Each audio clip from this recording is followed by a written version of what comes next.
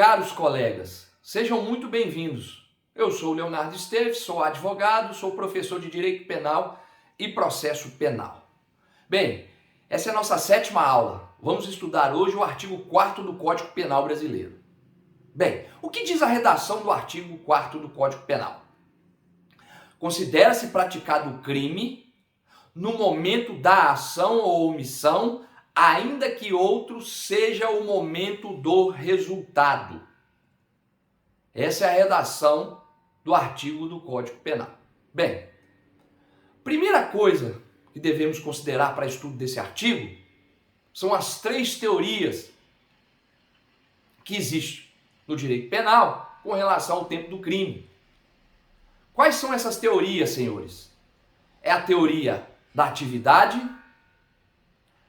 Segunda, a teoria mista ou da ubiquidade. E a terceira teoria, teoria do resultado, conhecida também como teoria do evento. Então, para estudar o artigo 4º, é importante atentar a essas 3 teorias. Nosso Código Penal, sabendo das 3 teorias, é fácil identificar qual teoria que ele usa. O próprio nome da primeira teoria que o nosso Código Penal usa é a teoria da atividade. Depois dessa informação, numa simples leitura, novamente, do artigo 4º, vocês vão perceber que o Código adota a teoria da atividade. Por quê? Considera-se praticado o crime no momento do quê? Da ação ou omissão, ou seja, essa ação ou omissão é o que, gente? É o que, senhores? É atividade. Essa ação ou omissão é o que? É atividade criminosa. Então, considera-se praticado o crime no momento da ação ou omissão. Aí o que fala no final? Ainda que outro seja o resultado, outro momento seja o resultado. Observe que o final do artigo estaríamos falando da teoria qual? A teoria do resultado. Só que o próprio artigo exclui a teoria do resultado. Observe a redação.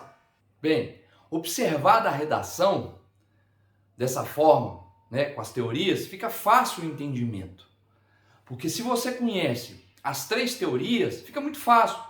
Porque o próprio código já exclui a do resultado. E o que seria a teoria da ubiquidade ou a teoria mista? Seria uma junção da teoria da atividade juntamente com a teoria do resultado. Então, para se ter uma teoria mista, também é simples o entendimento. Se o código adotasse, porque ele não adota, ele adota da atividade, ele faria uma junção que consideraria o crime no momento da ação ou omissão e do resultado, seria uma teoria mista. Viu como é que é fácil identificar dessa forma qual teoria trata nosso código e a diferença das teorias? Então ficou claro nesse entendimento que o código trata da teoria da atividade. Por quê? Ele exclui a do resultado. Ele não fala também que há necessidade da ação, da omissão juntamente com o resultado. Então também não pode ser teoria mista ou da ubiquidade.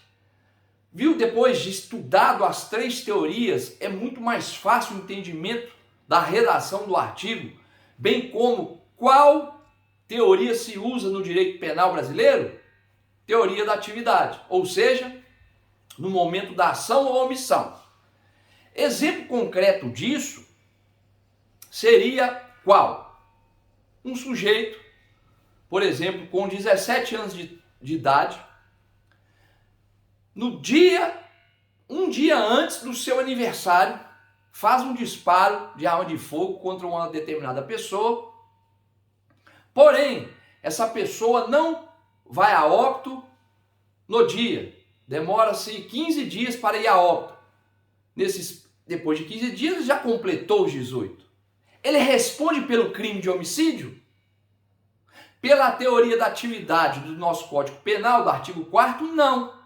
É somente um ato infracionário, porque o nosso código diz, considera-se crime no momento da ação ou da omissão. Qual que foi a ação dele, o disparo? Ele tinha 17 anos. Se a vítima morreu daqui 10, 15, 30 dias, não interessa. Ele vai responder pelo crime? Não vai responder, porque ele era menor de idade. No momento da ação, da omissão. Independente do resultado, que foi daí 1 mês, 2, já quando ele tinha 18 anos. É isso que a redação do artigo 4º quer nos dizer. Bem, outra coisa importante para falar sobre a teoria da atividade, que é o nosso Código Penal diz no artigo 4º, é que existem também os crimes permanentes e os continuados. Esse nós vamos ter algumas regras distintas para avaliar a conduta da pessoa, distinto desse caso que eu dei do menor de idade. Vamos supor que esse menor de idade pratica um sequestro, crime permanente. Por quê? Ele se perpetua no tempo o crime, porque ele sequestra uma pessoa e ela fica em cárcere privado.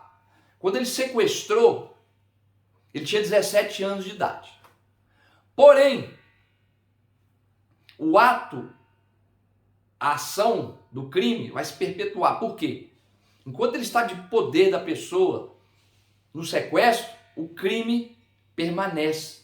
Então, ele sequestrou com 17 anos e ficou com essa pessoa em cativeiro, por exemplo, 6 meses. Nesses 6 meses, ele chegou a completar 18 anos e continuou com a pessoa sequestrada. Ele responde por quê? Nesse caso, como o crime é permanente, o ato ou a ação é permanente, aí sim ele responde pelo crime de sequestro. Porque quando vamos elencar o ato ou a ação, o último ato ou ação desse indivíduo. Então sim, no caso do crime permanente, se ele completa a maioridade com a pessoa sequestrada, aí sim ele vai responder pelo crime. Agora, se é um homicídio, ele faz um disparo de arma de fogo, ele é menor de com 17, aí ele não responde. Porque na verdade, na hora que ele dispara, cessa ali a sua ação. Já independente do resultado, como diz o código. No crime permanente, já não cessa. A ação ou omissão seria a última praticada. Então, a última praticada, se ele está durante o sequestro, fez aniversário, então aí sim ele responde pelo crime de sequestro. Entendido, senhores? Isso é muito importante frisar. Perfeito? Com relação ao crime continuado, que também, com relação ao crime continuado, também vai responder pela ação ou omissão o seu último ato. Então ele praticou vários furtos nas mesmas circunstâncias, no mesmo tempo, aquela situação toda, vários furtos reiterados. Só que na hora que ele terminou o último, ele já era maior. Então ele responde pelo crime de furto. O último ato da sua ação ou omissão. Aí sim ele vai responder pelo crime. Perfeito, senhores? Eram essas colocações que eu tinha que fazer do artigo 4º. Uma observação muito importante que vamos estudar em aulas posteriores, mas é importante salientar já aqui que no caso de prescrição, aí muda essa figura. Aí, na prescrição, considera-se o resultado, o fato consumado para começar, então, correr a prescrição. Isso é muito importante. Nós vamos estudar a posteriori, porém, é muito importante frisar isso. Tempo do crime. Artigo 4º do Código Penal. Qual teoria adotada? Teoria da atividade. Por quê? Considera-se praticado o crime no momento da ação ou omissão. Coisa importante. Crime permanente e continuado. Considera-se praticado o crime no momento da ação ou omissão, mas da última, caso do sequestro, se ele em cativeiro, em poder da pessoa, fez aniversário, fez 18, responde pelo crime de sequestro. Crime continuado. O último ato exercido também, mesma coisa. Com observância que no crime continuado temos a súmula 711 do Supremo Tribunal Federal, que diz que o crime continuado também é a última prática. Perfeito, senhores? São as observações mais importantes a respeito do artigo. Eu encerro por aqui. Muito obrigado, bons estudos e até a próxima aula.